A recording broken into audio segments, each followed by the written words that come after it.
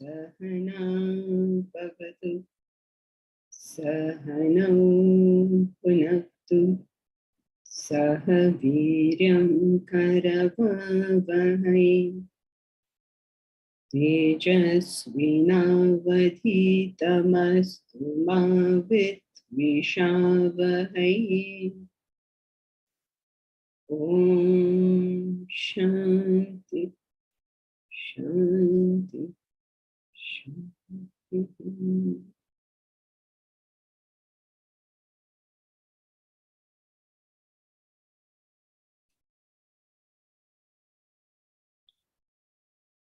Together we'll chant chapter 11, Bhagavad Gita, verses 41 to 50.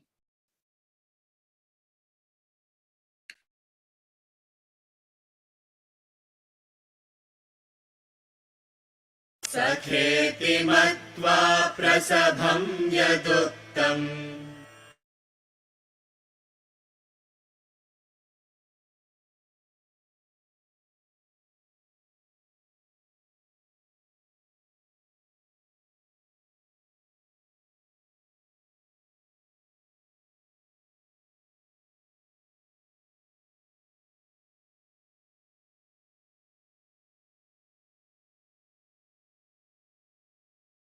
Sakheti matva prasabham yaduktam He Krishna He Yadava He Sakheti Ajanata mahimanam tavedam Maya pramadat pranayena vapi Yachavahasarthamasatkrutosi Viharashayyasana bhojaneshu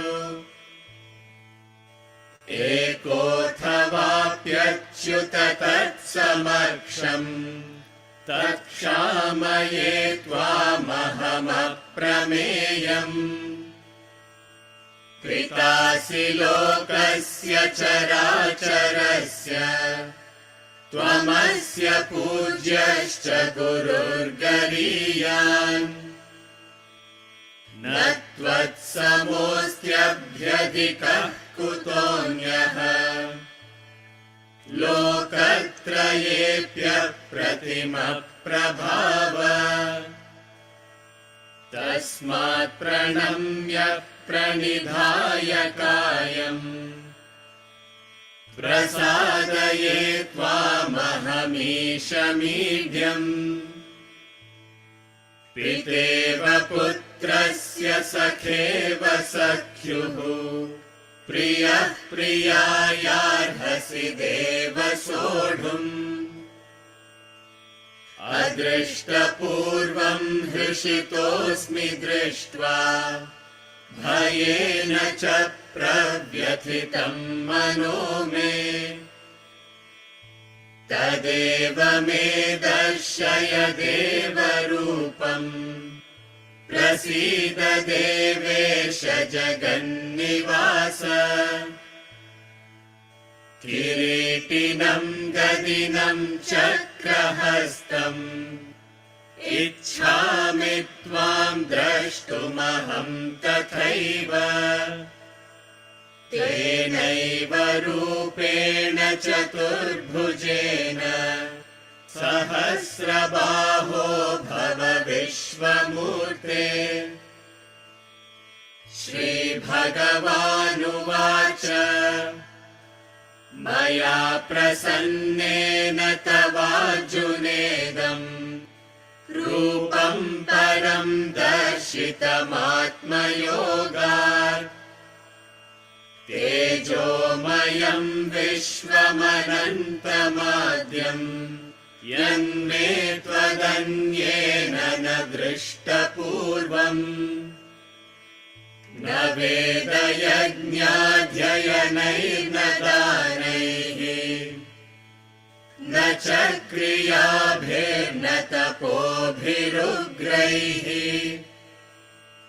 एवं रूपः शक्य अहं नृलोके द्रष्टुं त्वदन्येन कुरु प्रवीर मा ते व्यथा मा च विमूढभावः दृष्ट्वा रूपं घोरमीदृङ्ममेदम् व्यपेतभिः प्रीतमनः पुनस्त्वम् तदेव मे रूपमिदं प्रपश्य सञ्जय उवाच इत्यर्जुनं वासुदेवस्तथोक्त्वा स्वकं रूपं दर्शयामास भूयः आश्वासयामास च भीतमेनम् भूत्वा पुनः सौम्य वपुर्महात्मा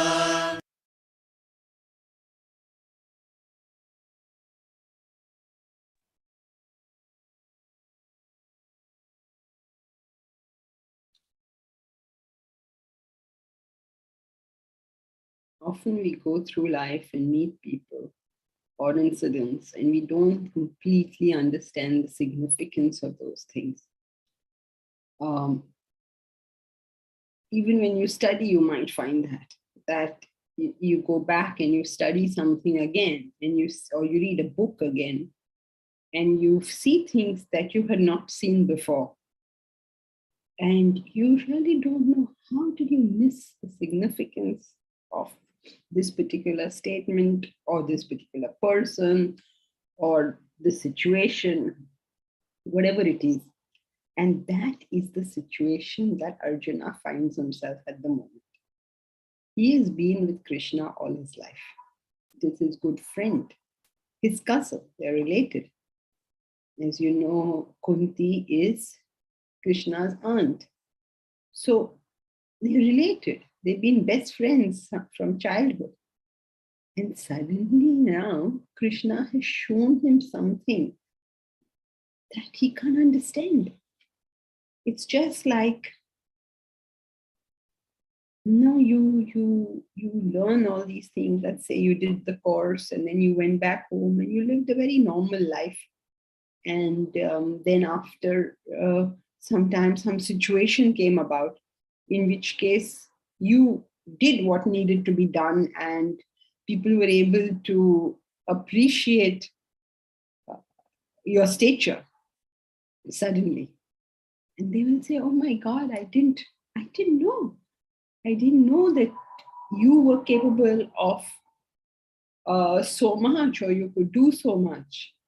And they will start seeing you with a different eye and see again their old relationship with you with a different eye. And so that's what he is showing. He's showing astonishment at his past negligence. How can I have been so negligent? Having regarded you as friend, I regarded you as my friend. Could I have done that? And I spoke harshly. And what is the harsh speech that he has used? He says, oh Krishna, oh Yadava, oh friend. This is harsh. Another instance of how you grow, things appear very differently. Like suppose I told you that somebody spoke very harshly to somebody. What would you think that person said? Very rash speech. What do you think that person said? I've been very rash. I said, called you, O Yadava. I called you, O friend. Not knowing your greatness out of negligence and even love. I did not recognize who is this person who I am speaking to, not knowing your greatness. It is a fact of life that greatness is never recognized. It is just the way things are. Why do you think greatness is not recognized? You have to be of a certain caliber to understand that feature in somebody else. Yes, great, very good. You yourself have to have some caliber to recognize who is great. Now, you suppose somebody is singing. Now, who is a better singer among the two people? You must know something to be able to judge. And you can see this, right? Suppose there's a concert by Justin Bieber. How many people will end up? Suppose there's a concert by Bhimsen Joshi. How many people will end up? So who's the better singer? Most people say Justin Bieber is the better singer. Why? Because if you don't understand that particular skill, you're dependent on other factors to tell you that this person is good.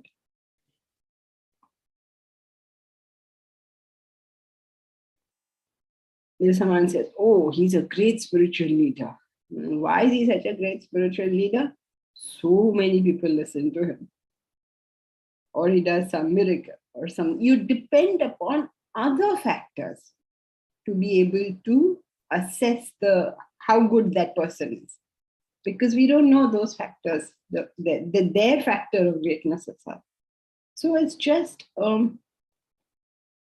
normal thing that those among us who are the greatest will not be recognized. Because who is there to recognize them? Not knowing your greatness. Even out of love. Even out of love means when our intellect doesn't function, our love is expressed inappropriately. Because you love Modi, you can't go sit on his lap, right? There has to be a decorum when you're dealing with people of a different stature. So out of love, out of affection, out of not knowing the right boundaries, you can overstep it. The familiarity, which shows the lack of respect, the lack of recognition of the caliber of the person you're dealing with. Out of negligence, or even out of love, out of oversight, or maybe even out of love, I have behaved like this. In whatever way you have been insulted, O Achyuta, in jest, playing, repose, seated or at meals, when alone or in company, I implore you, immeasurable, please forgive. Oh, immeasurable. He has realized that this friend of his is the immeasurable. What a contrast between what he was thinking and what the person turned out to be. So he said, asks for his forgiveness. Typical of when you grow or when you understand something, your vision of your past changes.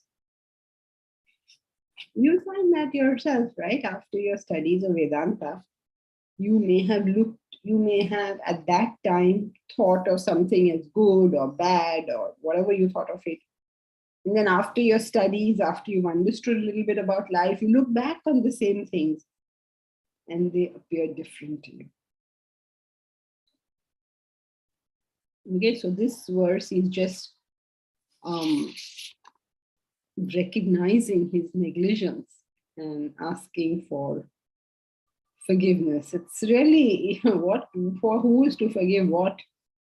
Because Krishna understands, even as he asks for this forgiveness, he doesn't understand what he's talking about. So no forgiveness really involved. Okay, verse 43.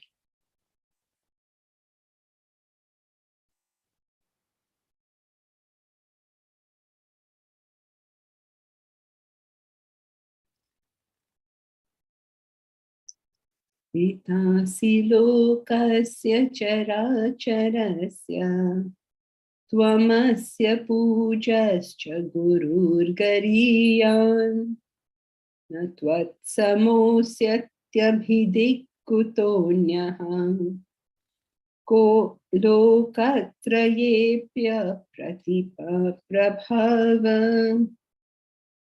Pitasi lokasya characharasya tvamasya pujascha gururgariyan na tvatsamostyabhidhika kutonyaha lokatrayepya pratima prabhava. Pitasi lokasya.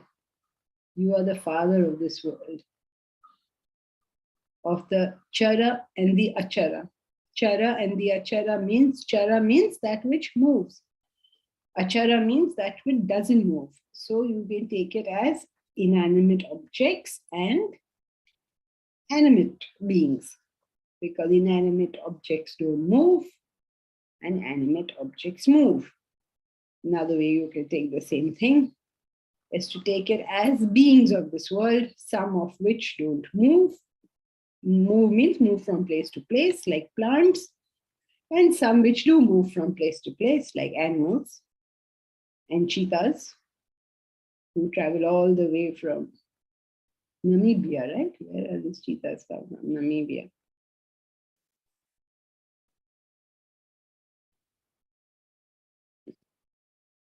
Pujascha. Puja, you're something to be worshipped. Worship, when we understand Lord is to be worshipped, what does worship mean? You sit down and do a puja. What does it mean to worship the Lord? Worship means to pursue. You are that worthy of being pursued. In other words, there is nothing else worthy of being pursued. How do we even understand this? I mean, we can say that, oh yeah, God is to be pursued. How many people take it upon themselves that, okay, this is to be done? So, pujascha, puja, you are, cha means and you are the one worthy of worship. Worthy of worship. You are the one to be worshipped. Worship means pursue. Whenever you hear philosophically the word worship, it means to be pursued. Now, what is our worship? You have to think, not to yourself, what is it that I'm worshipping? I'm worshipping money. I'm worshipping family. I'm worshipping health. I'm worshipping looks. I'm worshipping networking. What is all my time going in? One day I will be on my deathbed, either with a feeling that I pursued what ought to be done, or with a feeling that was all a total waste of time. And then that regret sets in. Terrible, no? Because you can't do anything at that moment. It's a good thing to think right in the beginning. What exactly do I want in this world? So that when the time comes to go, I am glad I did what I did, instead of regretting what I did. So what is worthy of worship? He says, you are worthy of worship. He doesn't understand what he's saying. You're saying all these things are all wonderful. He's saying, yeah, you're correct. He is worthy of worship. You know, it's so easy to, he is so great, he is this, he is that. All of that is just talk, it's lip service. How much of my daily 24 hours I get, right, every day. You also get, I also get, everybody gets. Same common. How many of those 24 hours are spent in worship of the Lord? Worship means? Pursuit. Pursuit, yeah. Don't say, no, I spend 2 hours every day doing puja. It doesn't count. I go to the mandir every day. It doesn't count. What are you doing in your day? That doesn't mean that you stop cooking and you stop going to work and whatever. It just means, what are you trying to achieve through all of this? You bake cakes. What are you trying to achieve out of it? You all don't know, but we have an expert cake maker. What is a cake maker called? Who bakes cakes is known as a I was baker only. baker. Is everybody. No, nothing specially for makes beautiful cakes. Cake baker. What? Cake baker. Cake baker. Sound nice, Kalyan. Miru, you have any word for someone who bakes very good cakes? No, Janki ji, I don't know any other word. You don't know, then nobody's going to know. You all may not know, but we have an expert baker They say of cakes. pastry chef. Pastry Pastry chef. Okay. But then that sounds too fancy for what I am. So let's. No, right? We've all had, most of us have had your cake. So you people haven't had, you better come to Delhi. You will get beautiful cakes. So, Thank you, Janki ji. so Neeru is a pastry chef. So now she's making cakes. The big question always is, why are we doing? Mintu Bishwas, are you new? What do you do? Mintu. I don't know what anyone does. It is a sad thing now. I don't know what people in class are doing. Yes, ma'am.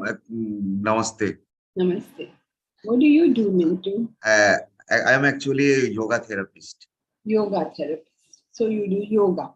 So Yes. someone makes cake, someone does yoga, someone is a teacher, someone is running their own business, someone is an HR. Each one is doing their own thing. But the big question is, what is the purpose? Why are you doing this? Yes, ma'am. Some people are Bahujan Hitayo, Bahujan Sukhayo. very This is the purpose of my therapy, and my study. I do not want to leave my studentship throughout my life. very good.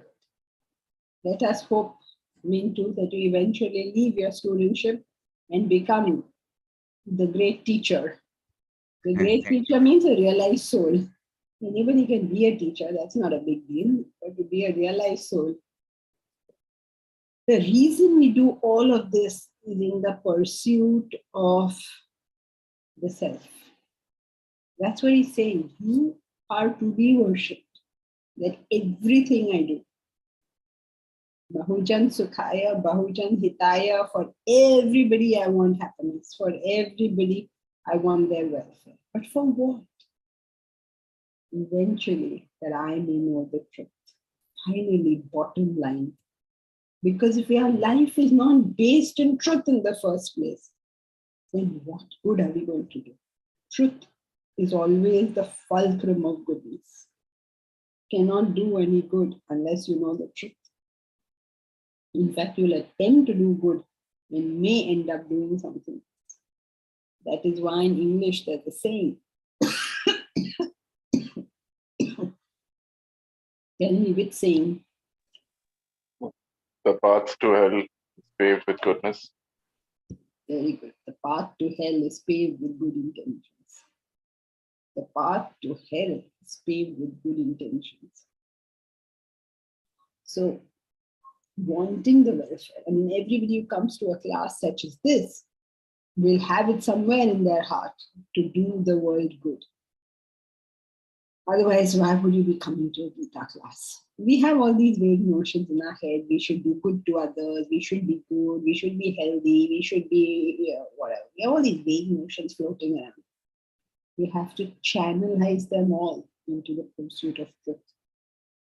That is what he says. Puja, your puja. You are the one to be worshipped. You are the one to be pursued in life. There's nothing else to be done here. Everything else is a pure waste of time. So does that mean that you stop doing everything else? No, that's not what it means. It doesn't mean you stop doing everything else.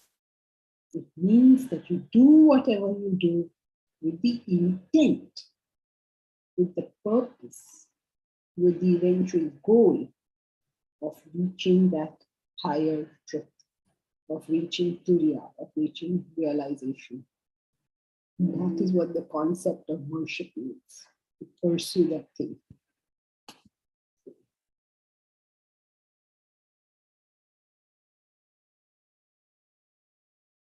One day makes it sound like a long time. For now, it might as well be today. That's frightening. Yes. True, it could be any time. For all we know, every time. What do we do? Are we going to filter away time until we realize that there is no more time to filter away? So just something for us to think about. Guru Gariyan. You are greater than the greatest. Why are you to be worshipped? Because you are greater than the greatest. Meaning what?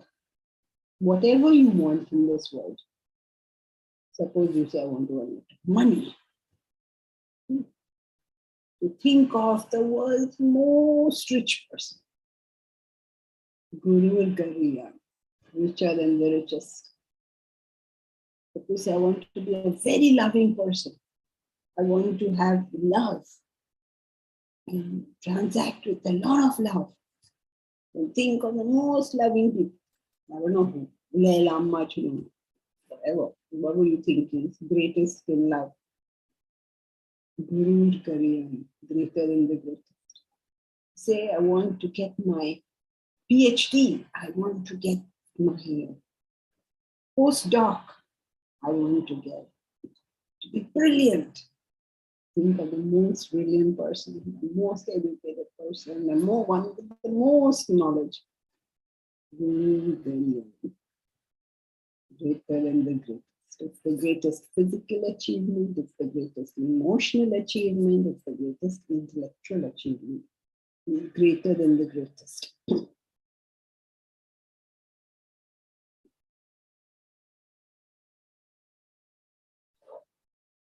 Not that samaha. There is nothing equal to it. Abhyadika, adhika. Kutan. Where is there adhika? Where is there more? Lokatraya. In this three worlds. Three worlds means this world we are in any other world you can conceive. Apratima prabhava. Incomparable power. Concept of incomparable power, you have to think, just think of everything, right? This hand moves. You see it move?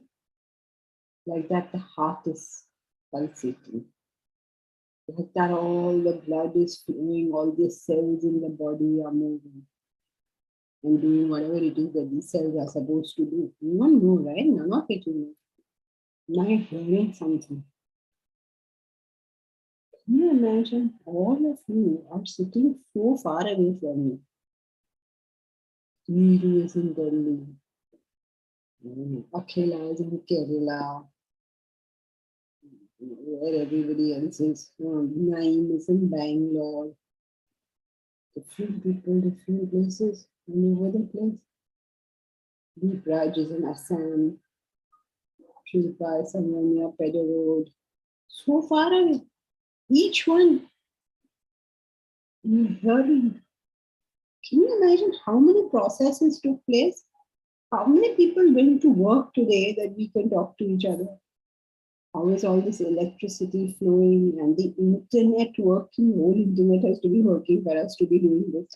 Can you imagine if the internet somehow gets switched off? Not your Wi-Fi, internet itself.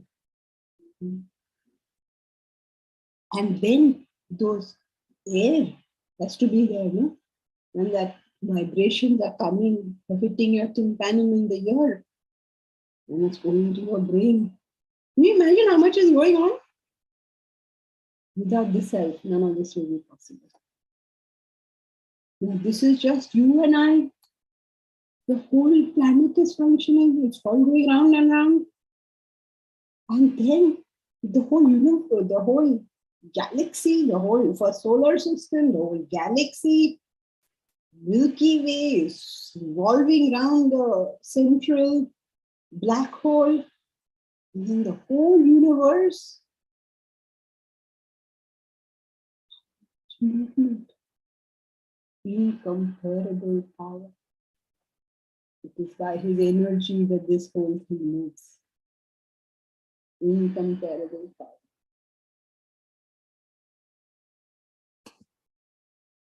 Mukesh, good morning. Can you kindly elaborate on how pursuing, for example, your profession will take you on the journey of finding oneself? Is it working towards a higher ideal?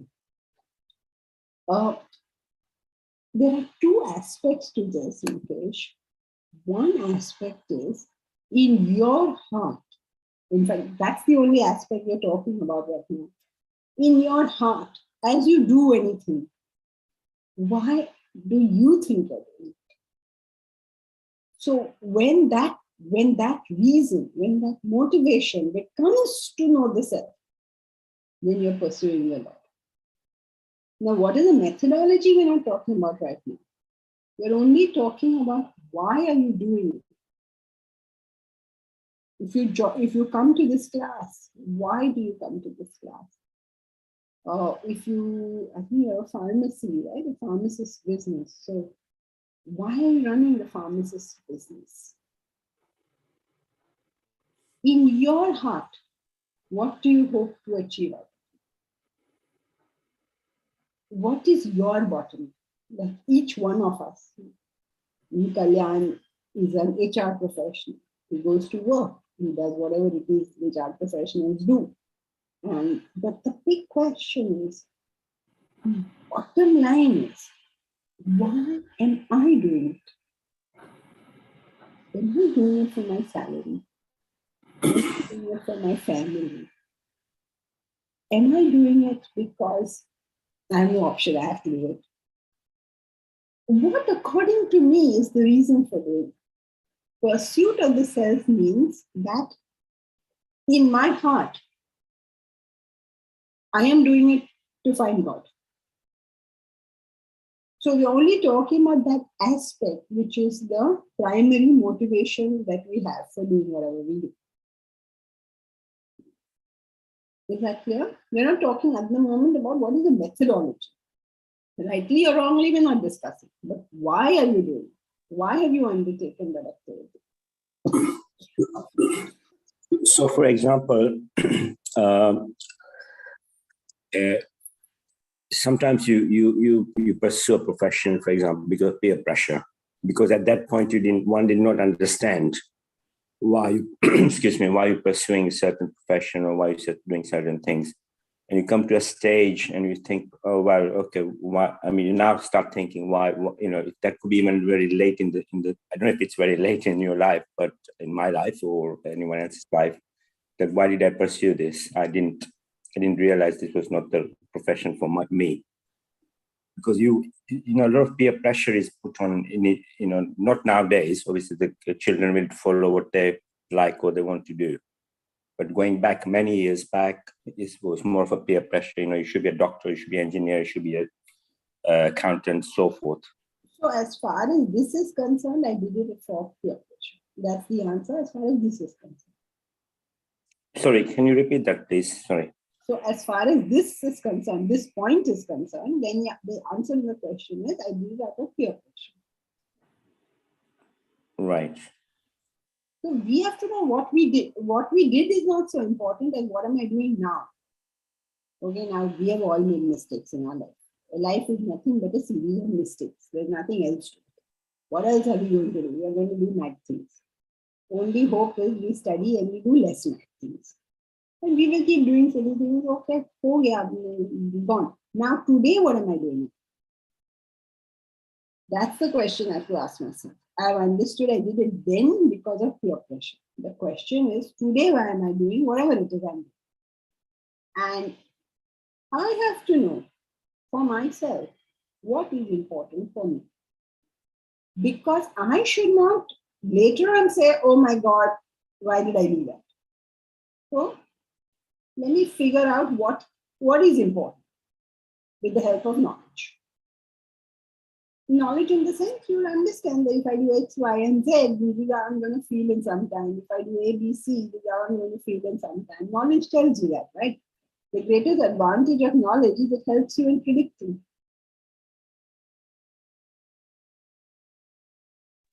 That's Yes, thank you. That's how they tell us, no, eclipse is going to take place on certain day. And then what? The tides are going to be like this. How? Knowledge is knowledge only when it can predict. If it cannot predict, then what use is that knowledge? That's what we say, what most people say, God is doing everything. Does that help you predict anything? No. So that piece of knowledge is not of any use. What is of use is to say that if I did it for the sake of the truth, then one way or the other, I'm going to feel satisfied. Because I know the truth. Even if the truth turned out to be there's no such thing, at least I found the truth. That's what I wanted. So, with the help of knowledge, I have to know what it is I want to pursue. Not just on my own, I want to pursue money. Okay, then ask yourself, I'll pursue money, I'll become rich, I'll have some answer, I'll have a family, I'll have something, whatever, according to me, but then what will happen? What has happened to all the others who have pursued all these things? So, like that, with knowledge and our personality together, you can't do it separately, right? So, merging the knowledge and the personality, you decide what you want to do, what you are doing, actually, and how you can do better. So, you are that which is Guru Gaviyan. In other words, Guru. You can also take as the teacher, as you all know, the word Guru. You can take it as greater than the greatest, or you can take it as greater than the Guru. Either way you can take this. Why is he the greatest Guru? A Guru means great. That's one meaning. And another meaning is teacher, as you know. So, you heard the term, no? Guru and Laghu. The opposite. So Guru means big and Laghu means small. In that sense, bigger than the biggest, greater than the greatest. Or you can take it as Guru. Guru means teacher. Guru comes from the word teacher comes from the etymology of dispeller of darkness. That which removes darkness. Darkness means ignorance. So who is your Guru? Anyone that lights the darkness. So the self lights the darkness completely, isn't it? So he is greater than the greatest teacher. The role of the teacher is only to take you to him. No other role a teacher has, no matter what subject the teacher is teaching. And that, incidentally, is the beautiful story of Ekalavya. It's a highly criticized and condemned story because nobody understands what's the point of it. Sounds terrible. You all know the story of Ekalavya, right? Anyone new in class today? Everybody knows the story of Ekalavya. Samson, who are you, Samson? Sometimes you'll put, even I think you also don't know, but you'll put your phone instead of your name. Only that's the default setting. So Samson, SMA12F, who's that? So you're all familiar, right, with the story of Ekalavya. Ekalavya was a poor Adivasi boy. He went to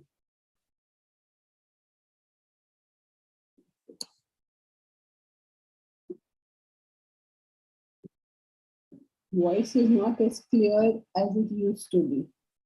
It's quite clear. It's quite clear. Yeah. Something wrong with my voice also today, but I don't know. There's some particular place here where the mic is. Okay, so excuse me. The story of Ekalavya. there was this Adivasi boy.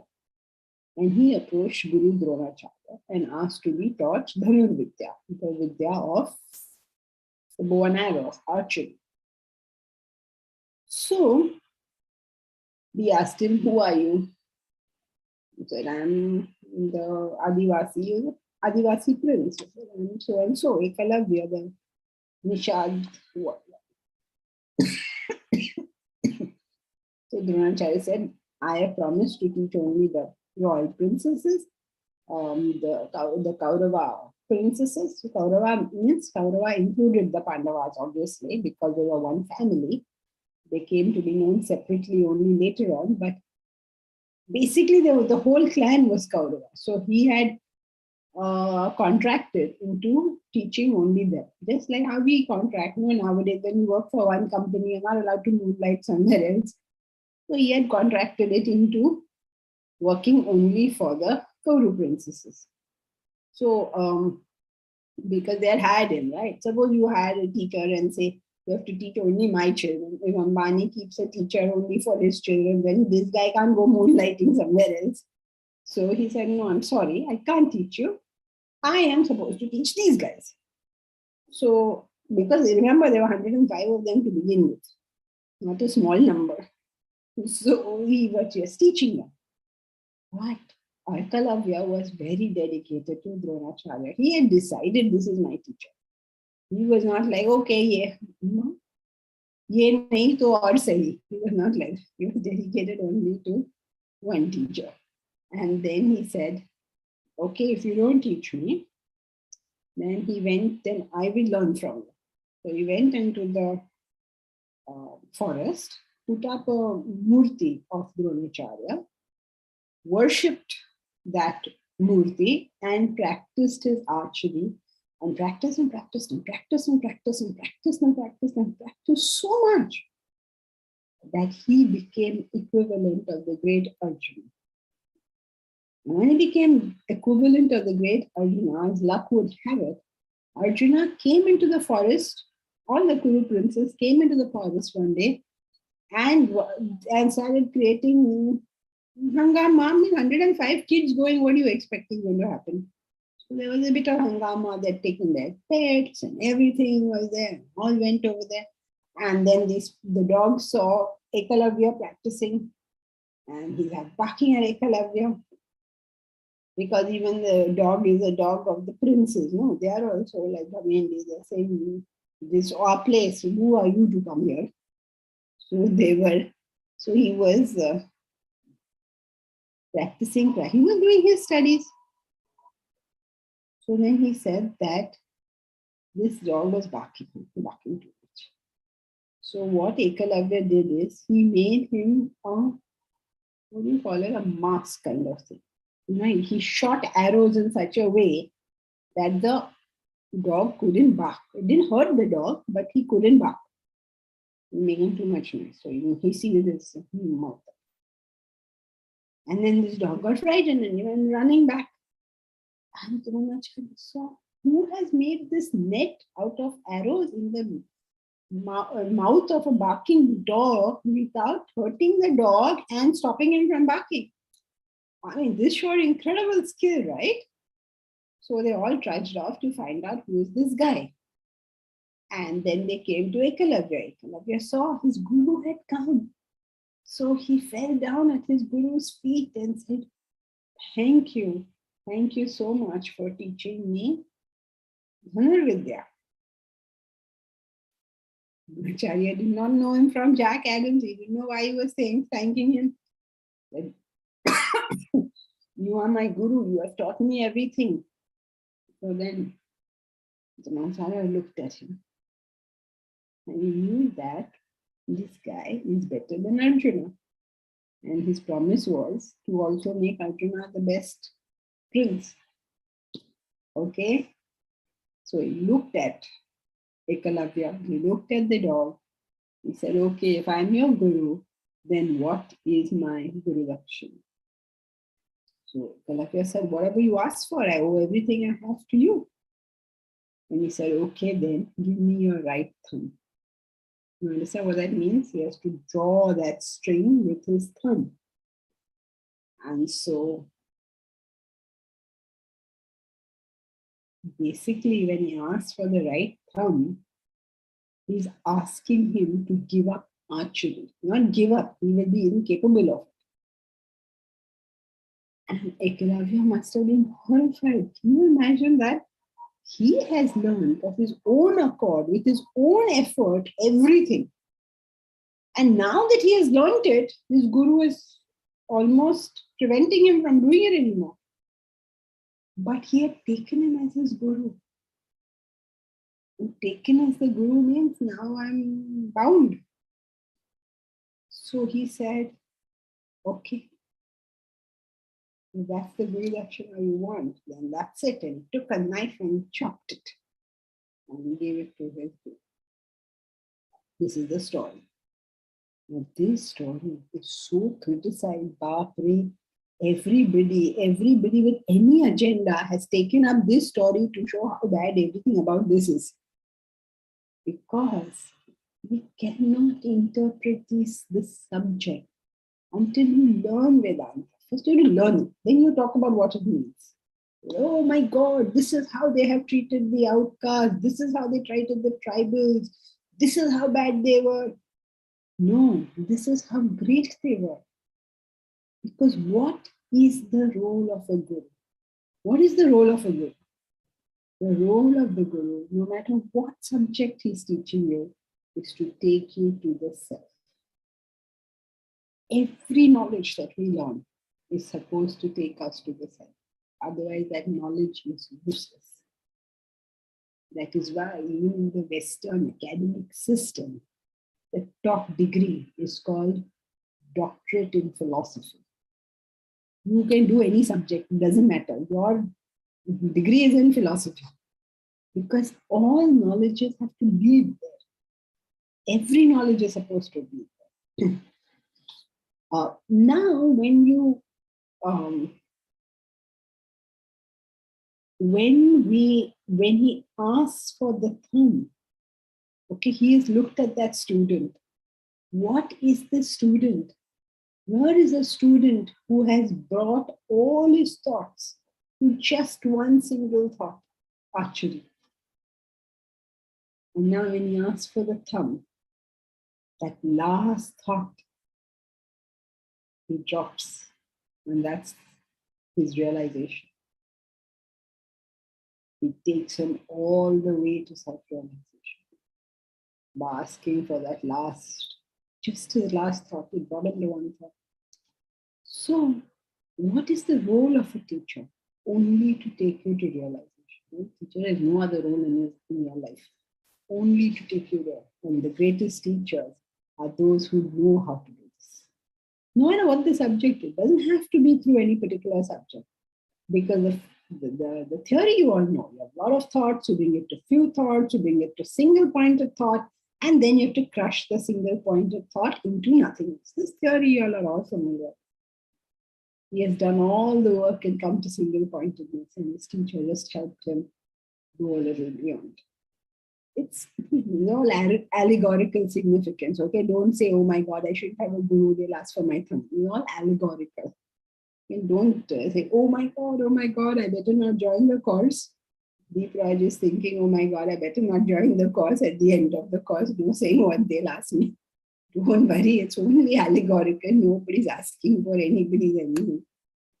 Manish, Ekalavya's father was a prominent person in the army of Jarasandha. And later, Ekalavya also joined Jarasandha's army as a Maharathi. Eventually, he was killed by Sri Krishna in a war. He was not poor by any standard. Yeah, he was a prince. He was the Adivasi prince. I don't know about this Jarasandha bit. I've not come across this. So I don't know about that. He was not meant to be poor. He was meant to be out of the way people criticize it is they say that this is how he was a Nishad Raj's son. So this is how the tribals were treated. This is the Brahmanism. No, that's the general criticism. I don't think anyone believes him to be a poor boy. He was a prince. He was the tribal prince. Preeti, how do we see this now when we have AI playing the role of a guru? A guru is different from a giver of knowledge. The giver of knowledge can be anything. It could be AI, could be an encyclopedia, could be a book, could be internet. The guru is slightly different from this. The important part is not the guru or AI. The important part is that wherever we're getting knowledge from, are we thinking about it? Are we reflecting upon it? Are we making it our own? Let's not give the guru more importance than he or she is due. You put in your own hard work. Yeah, Momita. Are you okay, Preeti? Not really. I mean, I think that, guru cannot be substituted by anything. And of course, one needs to do one's own work. But the role that guru plays is very important. But that's just my views. Yeah. The role the guru plays is very important, no doubt. But there is no rule that you have to have a physical guru. Ekalavya's story shows it. The role of the guru is like a signpost. Yes, but exactly Eklavya's story also shows, no, at the end, how only the guru came to lead him to the final realization. I mean, Yeah, but otherwise, also, all right. But please remember what all he did before that. That's what the Gita talks about. I don't know. yes, but that was a different pursuit, wasn't it? That was like a pursuit of let's say, an art or a passion, but not of a self-realization. That happened with the help of guru, isn't it? Yes, that's true. However, any pursuit is as good as a pursuit of realization. It doesn't matter how you bring yourself to single pointing. You can do it through art, you can do it through science, you can do it through the worship of your husband. Sorry to tell you, Preeti, but even if you took the stance Pati Parmeshwar and became single pointed on that, still you will reach realization. Not Patni Parmeshwar, okay, both ways. But men, I don't think, are capable of that. So let's say Pati Parmeshwar. Not attachment. This is where it is all not attached to your husband, but treating him as God. Every woman is attached to her husband. That's no big deal. Actually, doing the Pativrata, wow.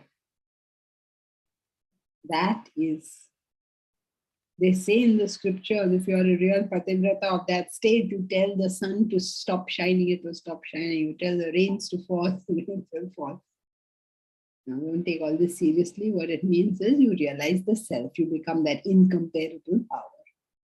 So it is not necessary that you call it self-realization. You pursue your track. There's a lot of individuality in this subject, that you pursue your track. Just do it properly. Janki ji. Yeah, Juhi. Yeah, hello, good morning. I was just, but if you are not looking at a higher goal to it, I mean, just loving your craft and doing it properly, is that enough? Depends on what you mean by loving your craft. Your life has to become that. There is no difference between you and that. Okay. It is it is the higher for you. It is what you're dedicated to. What is higher? Higher is only a matter of dedication. Mm-hmm. There are people who are working in the UN, United Nations, right? So what a beautiful ideal is that, all humanity and all, but they are doing it for their salary. So counts for nothing. Okay. So Janki ji, is somebody like Sachin Tendulkar very close to self-realization because he's really mastered his art and he could have? We don't know, because somebody may not have mastered his art and may be, and Sachin may not be. It's got nothing to do with how much proficiency you have acquired. It's to do with your level of dedication to that thing. Have you, okay, go back to the principle. You have to bring yourselves to single pointed attention. Have you brought yourself to single pointed attention? The biggest thing in single pointed attention is that you think of yourself. What is that lovely doha from Kabir? Prem gali ati sakali jame do na samay. The Prem gali, the path of love is very, very thin, very bad translation, very, very slender. Narrow. Jame do na samay. Two people cannot be there. So is your dedication to whatever you're doing so much that it means more to you than yourself? So whether you take it as Pati Parmeshwar, you take it as archery, you take it as singing, whatever, but it means more to you than yourself. Thank you, Jankishi.